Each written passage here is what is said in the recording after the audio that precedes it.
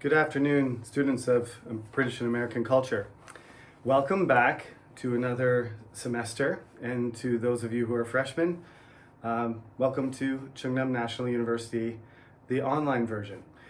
I'm sure we'll see each other on campus at some point, but for now, the administration has decided to keep things virtual, or untacked, as Koreans like to say. That's not actually a word in North America, but this is an untacked class, so this is the way we will be interacting for the semester.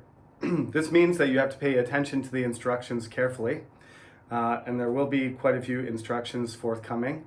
So I will explain them in this video, and I will post some instructions on my website, and there will also be notices on the cyber lecture. So if you read something or listen to something, or read everything and listen to everything, there should be no confusion, okay? Now, for those of you who don't know me, my name is Jeremy Lawrence Sullivan. That's what it says in my office.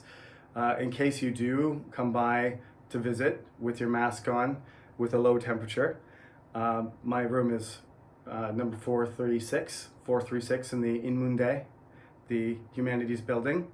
That's right around the corner from the English office. I've been a professor of English at Chungnam for almost 12 years. This is my 12th year, and I've taught this course 6 years. I guess this is probably 11th or 12th time. The course has changed over the years, let me warn you. So getting somebody's exams or tests somehow from 3 years ago is not going to do you much good. I am from Canada, which puts me in kind of a unique situation teaching British and American culture, because I'm not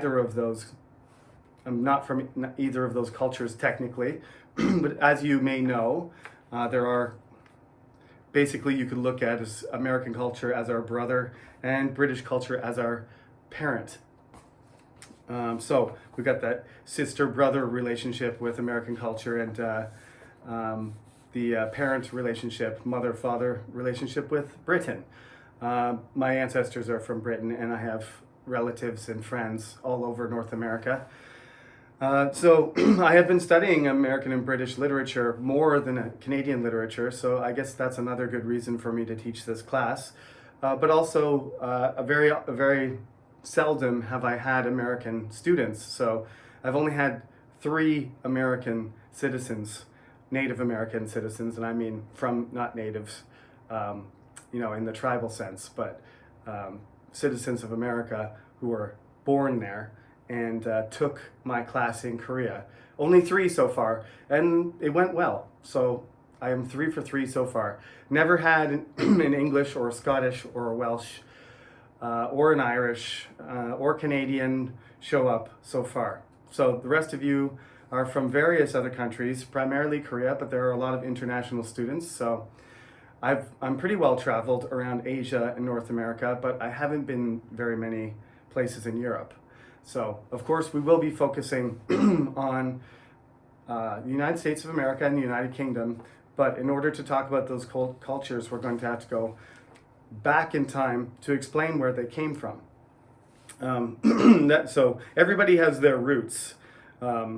Their family roots and their cultural roots and geographical roots as well. So yes, I go back. My name is Sullivan, so my family name is Irish, but I'm part Scottish and English as well. Not that it doesn't really matter. I'm just letting you know. We will be discussing those groups of people, so I might as well bring it up. What else can I say? I've lived in Daejeon for 14 years, and I'm very passionate about Shakespeare and the 16th century in particular, which many of you are probably not, but that's okay, because this is not a Shakespeare course. This is going to cover a really broad span of things. There is going to be quite a bit of history, because I am a huge history buff, just simply because you can see how the cultures have anchored themselves in the things that happened in the past. I once read a very good description of history and culture as the memory, the social memory of a people is really what a culture is. So you, as much as you dislike studying history and memorizing dates and trying to remember all these complicated things that happened in the past, that the accumulation of all those things is really what our culture is now. You can't erase your past, otherwise you wouldn't have a Korea, a Canada, an America, or a Great Britain in the present. So that is very helpful in trying to understand what an American person is, what the identity of that person could be, and what we identify as British as well. Excuse me. Got a little bit of a catch in my throat. Usually at this point in the class, I poll the class and ask people what they think, the definition of culture is. And there are various things that people say. Usually at some point somebody gets to something like, well, culture is all of those things that everybody said. It's clothing, it's music, it's language, it's architecture, it's art, right? It's technology, it's what we look like, it's how we behave. So you could say, everything in life is part of culture. So that's a very, very expansive definition. It's very hard to narrow down exactly what something is. So in a course like this, it's going to be hard for me not to leave some things out, because I think the only way to talk about this class and finish it by June is to talk about the things that are most significant at certain times, right? And are most memorable, and why they are memorable, and to question whether that's what we should remember. Over time things change, and the curriculum changes, and how we understand people in the past and whether they were good or bad people changes a lot according to our present culture. And that's one of the themes of this class, is that culture evolves. The title of the textbook is Evolution and Revolution. And slowly, over time, people's opinions change. So the things that you say today, if you said them 100 years ago, they would be very insulting or illegal. And things that you do now may be very insulting and illegal to them. And I think that's really a really fascinating thing, and you have to keep it in mind. Whenever I'm teaching you something about 500 years ago, and I try to explain to you what it was like then, you have to try to remember what it was like to be that type of person and what you were dealing with. And if you can do that, I think when you go to other cultures around the world, it's very helpful. And it's also very helpful to reflect on your own culture. So that's my explanation of the basic concept of the course, and why I think it's good for me to teach this, and not for me to be a British person who's explaining all the greatest things about the British, which there are many, or an American person explaining to you exactly how America became the most advanced, developed country, and how it has all these virtues, and emphasizing certain things that he thinks as an American, or she thinks as an American, are important, but that I'm sort of somebody in between who can kind of look at things a little bit more objectively, and may just unconsciously notice things that they would not. And since all of my students I'm not teaching British and American culture to British and American people. I'm teaching them to Koreans and Chinese and Uzbeks and Kazakhs and Bangladesh people and Vietnamese and Belgians and French people. I've had all kinds of people. I've missed a few. I've had Brazilian students. Sorry if I've left your country out. I'm not trying to do that. There's a long list of people. And we all have these perceptions, and we all need to consider where those have come from, and what they are rooted in, and why we think them now, or why we shouldn't. So this is what we call critical thinking. And I hope as we go through this course, this will help you think critically about British and American culture, but also about your own culture wherever you live. Okay? Now, it's not as hard as it sounds. I know the book is big. Some of my fellow professors and students have encouraged me just to take it easy on Korean students, because they, too many tests and too high a level difficulty causes people to give up. But I think it's important for you to get a challenge in this course in particular for a variety of reasons. The first reason is I'm a native speaker. If you go abroad and you want to study in Australia or Canada or the UK or Germany or America or anywhere else that piques your interest, you're going to have to deal with someone like me, and they're not necessarily going to be friendly and gentle like me. They might be strict. I went to university in McMaster, and my math teacher was a Russian, and he didn't cut us any slack, and he was a foreigner. And yeah, I finished his class, but that was a challenge. So I'm not saying that I'm not going to make this class horrible for you, but some students say, Professor, this is tough to follow, and there's a lot of information. And I say, yes, it is. But every year, the people who get the highest grades in this class are freshmen. So I'm counting on you, freshmen, the ones that have just have their discipline from high school, and you want to do well in this class. It's not that hard. The book is difficult to read, but I'm going to give you lots of resources. I'm going to explain things as accurately and carefully as I can. And if you have questions, I'm going to try and help you further. And we will have recorded lectures all the way through the semester, so you don't need to worry about that. But periodically, I'm going to do an extra class with Zoom. This is my new plan, because the first semester was all recorded. The second semester was recorded and Zoom. And the consensus was the schedule was a little bit confusing when we did both, but sometimes people still wanted to talk to me, not face to face, but be able to converse with me through a meeting. So what we're going to do is kind of go through the lectures steadily, week by week. I will post recorded lectures, and that'll continue except for the midterm week and except for the exam week. So we have 13 lectures, including this one, that'll be recorded. You will be responsible for watching them and taking notes on your cyber campus. About every month, I will schedule a Zoom lecture, which will be a supplementary lecture. If you choose not to go to that lecture and not to listen and not to talk, that's basically the same as those students who sit in the back of the classroom and sleep or put their hats down, okay? This class has 70 students in it.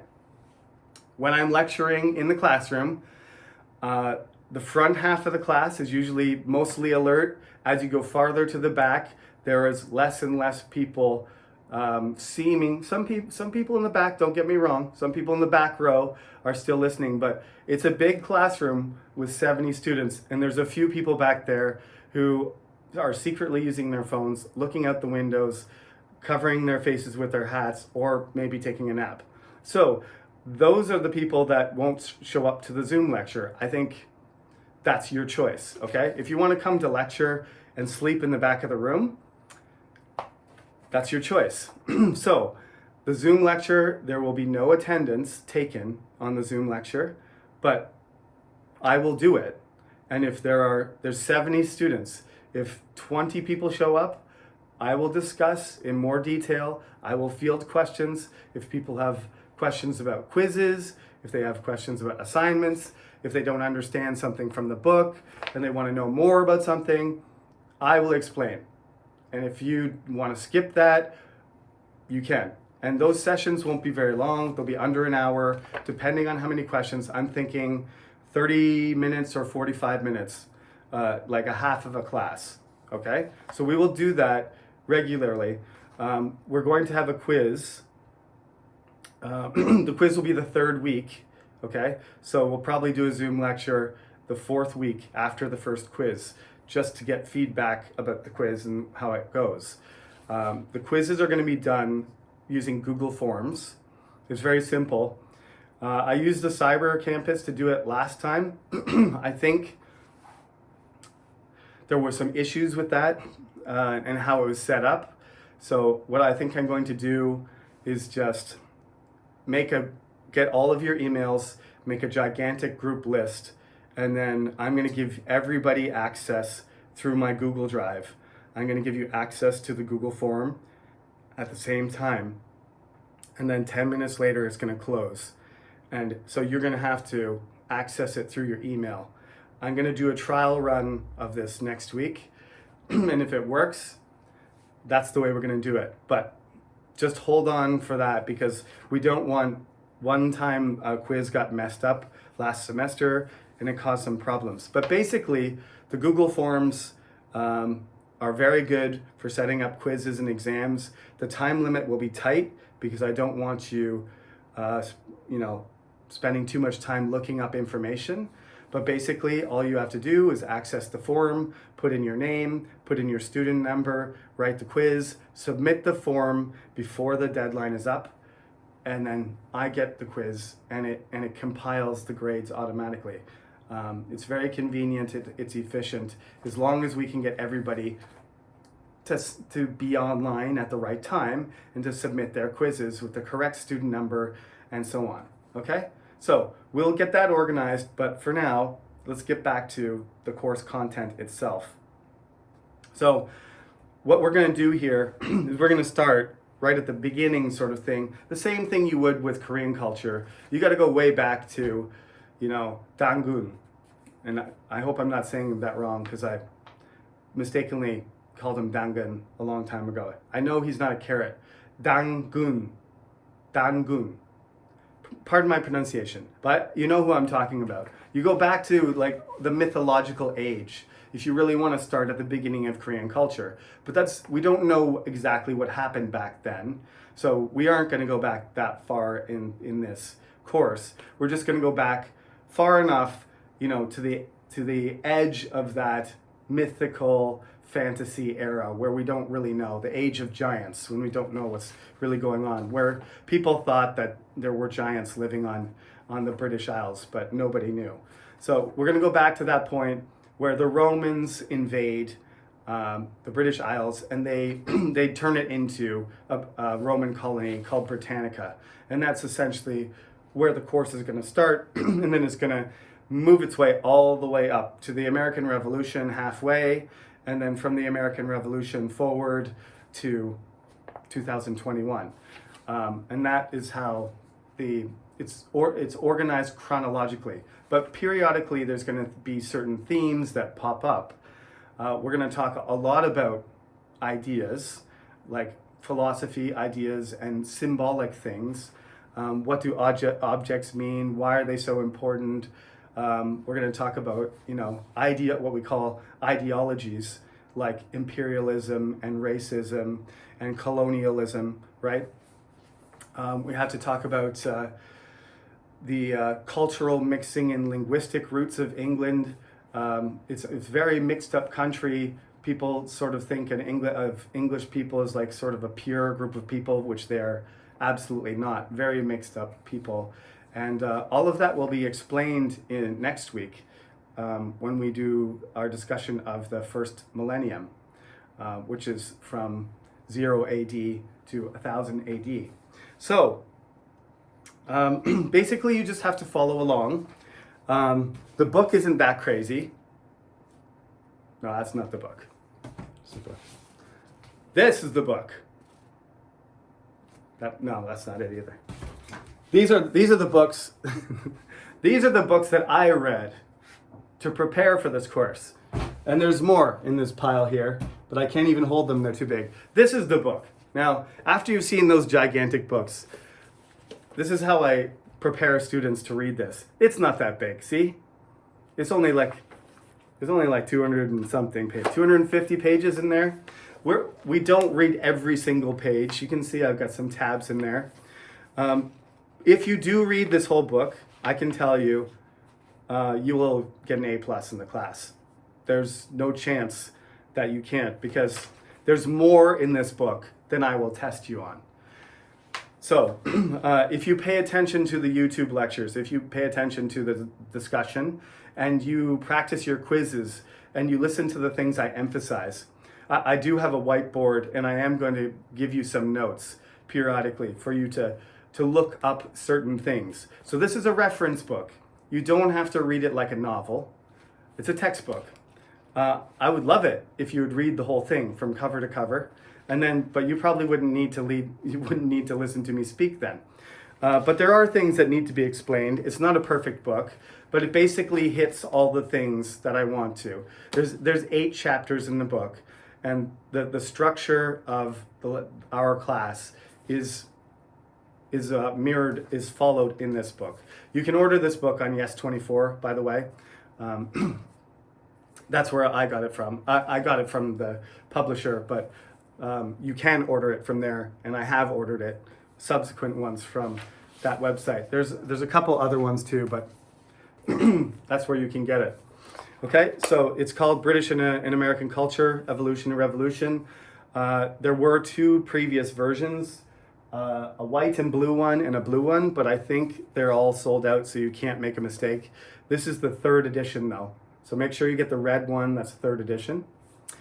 There are a few pictures in there, but mostly it's just explanations of key points that I want to talk about as we go through the course, right? So, like I said, we're going to get into the first millennium next week, because that's when all of these cultures start mixing together that produce this thing we eventually call British. For most of the first month, we're really going to be talking mostly about the English, but by the time we get to the midterm, all these groups of people, even though they remain distinct, right? People from Jeolla are still from Jeollanam, and people from Gyeongsang are still Gyeongsang, but they're all Korean in one country. The same thing's going to happen to Wales and Scotland, and the West Midlands and England. They're all going to become one country, even though they have their own identity still. So we have to talk about that regionalism, especially when it comes to America. Texans are quite a bit different than Floridians, and Floridians are quite a bit different than Californians, and New Yorkers want nothing to do with those people either, because they're different. So we're going to have to talk about that, how these groups of people started to form and how they got bigger. And eventually there was, England is considered one of the first, not one of the first countries, because that would be, Korea is an older country, and so is China and India and Iran, for example. But the first nations, actual nation states with participatory government, England was among one of the first nation states to form. It's about 1,000 years old, and you'll see that's why the evolution is important, because it started to have the characteristics of nationality long before many other countries have, right? Some countries didn't have their name yet, even, and England was called Angaland.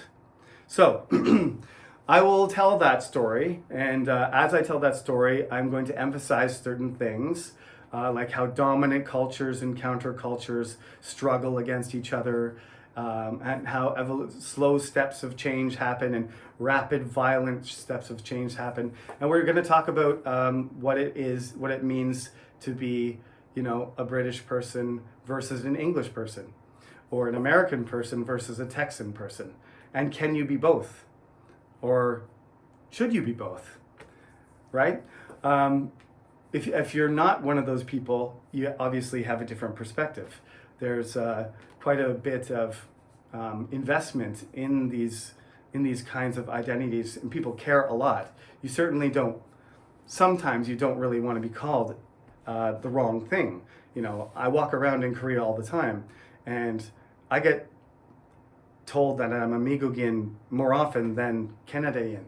And that's just something I got to get used to, because on the outside, I really don't look any different than an American. So I can't expect somebody just to get it right just by looking at me. But it still doesn't matter if they say, "Are you American?" Or say, "No, I'm Canadian." Or a little kid just says, "Migugin," and points at me. It doesn't really matter. It's the same sort of, well, Yeah, there's some similarities, but there's some important differences. But where do those differences come from, and why do I feel that way? Um, that's a complex thing, and a lot of that has to do with the current situation, but a lot of it has to do with the connections between cultural groups over time, right?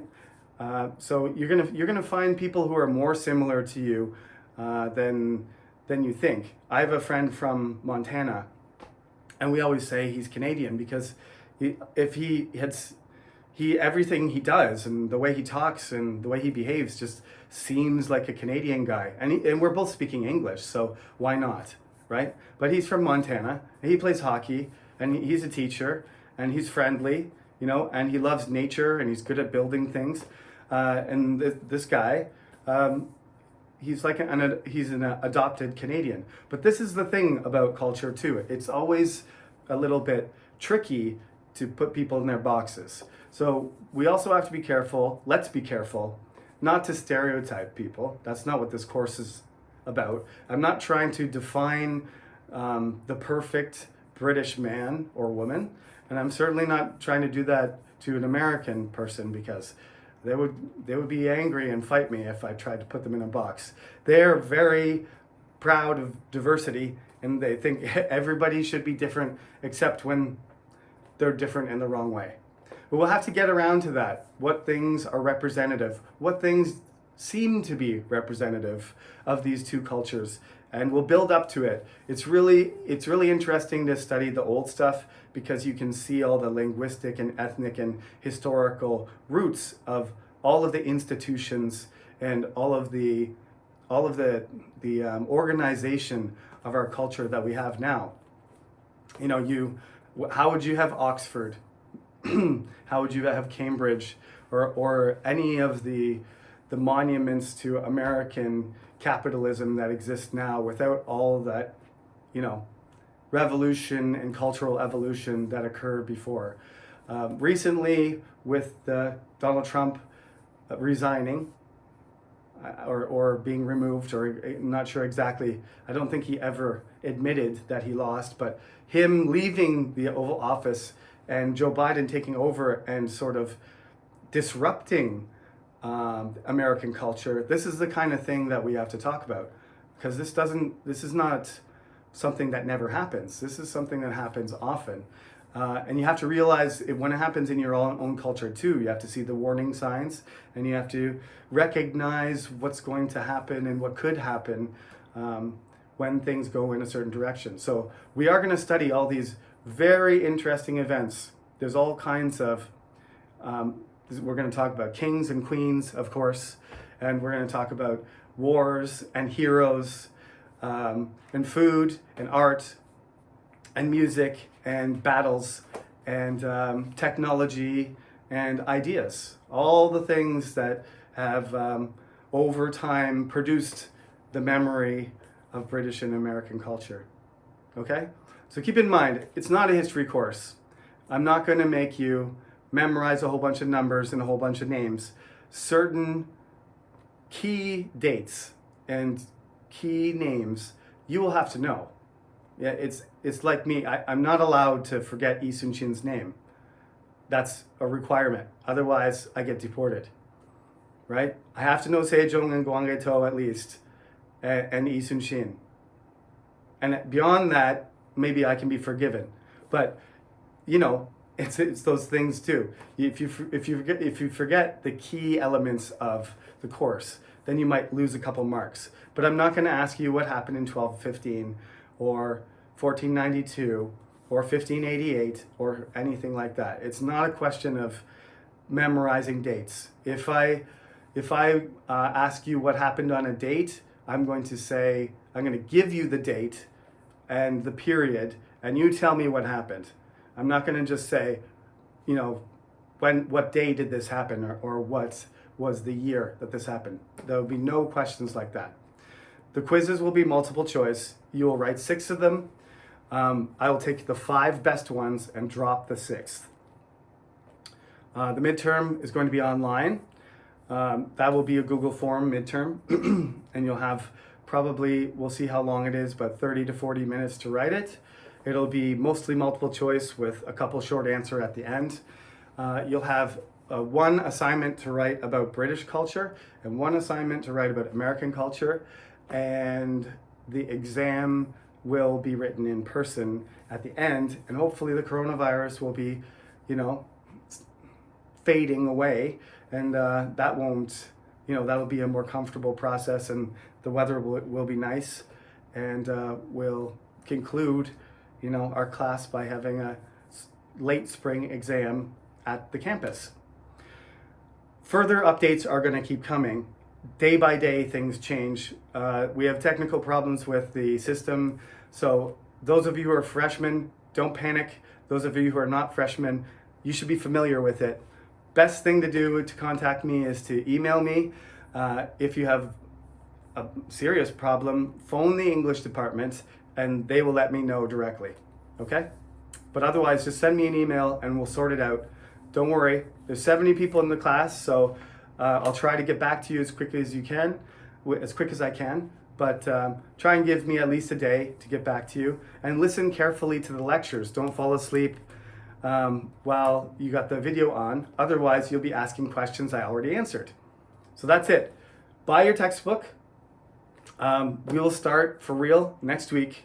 I'll be doing 2 lectures, roughly 30 to 40 minutes long, on each week, and that's the format we'll go with. And here and there, I will give you advanced warning that we'll have a little Zoom session where you can join up and we can discuss things related to the class, questions you have, talking about midterms or future things or homework, whatever concerns you have. If you miss a class or you have a problem, just like usual, if it's a real excuse, document it and send it to the English department. If you just miss a class, send me an email, say, sorry, professor, I missed the class. Did I miss something important? Can I get the homework, or do I need anything? And I'll say yes or no. Okay? What else? Plagiarism is a huge thing. It's cheating. It's academic dishonesty. You're not allowed to copy anything. If you copy on a test, you fail the course, and if it's an exam, you may get kicked out of the university.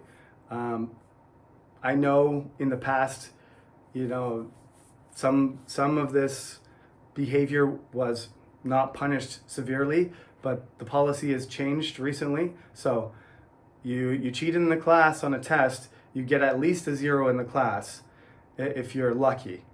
And if you cheat on an exam, you might get suspended from the university and lose your entire semester. So do your own work.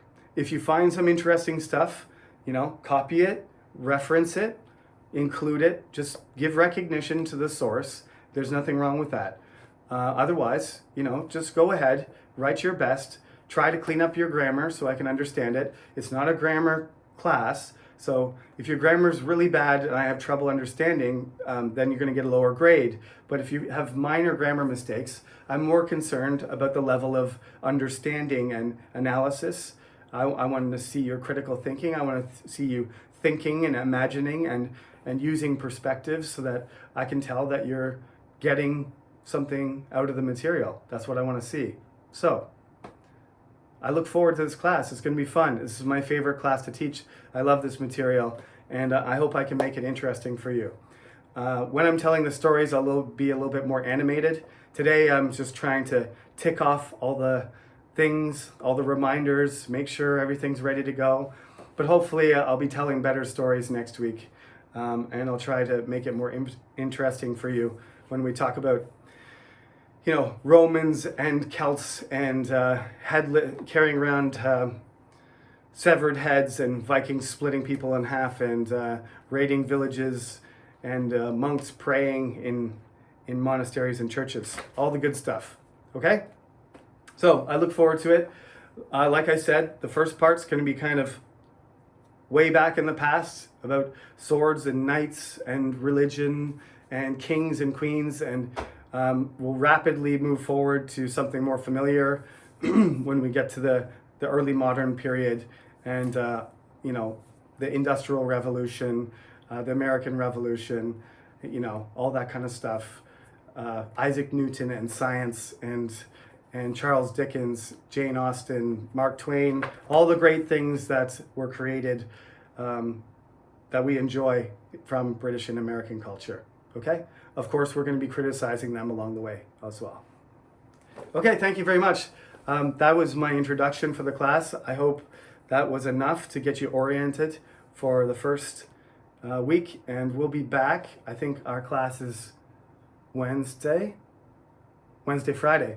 So I'm planning on uploading things every Monday, Tuesday. So hopefully before Wednesday even rolls around, you'll be able to log in. But remember, every Tuesday, the cyber lecture rolls over. So make sure you watch this video before Tuesday. Otherwise, you won't get credit for it. Okay, have a great day, and good luck with the rest of your classes. See you next week.